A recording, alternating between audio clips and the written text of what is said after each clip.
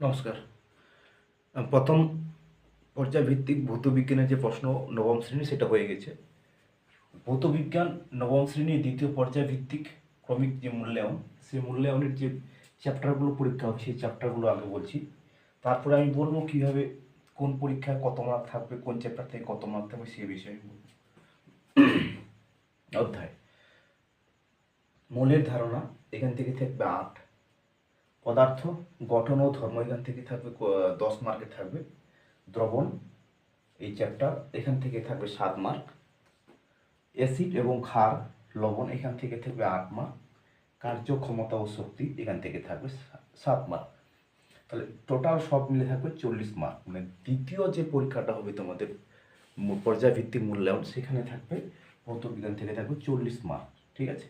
এবার যে পরীক্ষায় যে প্রশ্নগুলো আসবে, সেই প্রশ্নগুলো কত মার্কের আসবে, কীভাবে আসবে, সেটা নিয়ে একটু বলে দিই। মনে করে এটা একটা কোশ্চিনের মধ্যে 4টা বিভাগ থাকবে। Group A, group B, group C আর গ্রুপ ডি, 4টা ভাগ থাকবে। যেখানে গ্রুপ এ এর মধ্যে মানে এমসিকিউ যেটাকে বলছি বহু বিকল্পমূলক প্রশ্ন, যেখানে 8টা প্রশ্ন থাকবে এবং প্রতিটা প্রশ্নের মান থাকবে 1 করে 8। অতি সংক্ষিপ্ত উত্তর, যেটাকে 1 নাম্বারে আমরা একটি বাক্যে বা একটি শব্দে উত্তর দাও, এরকম। যেটা গ্রুপ বির মধ্যে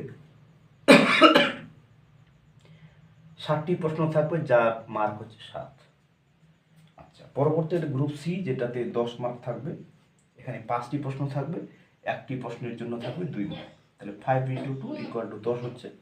এবং গ্রুপ ডি, যেটা সবার শেষে গ্রুপ ডি, এখানে থাকবে 15 মার্ক। 5টা প্রশ্ন থাকবে, 5 × 3 15।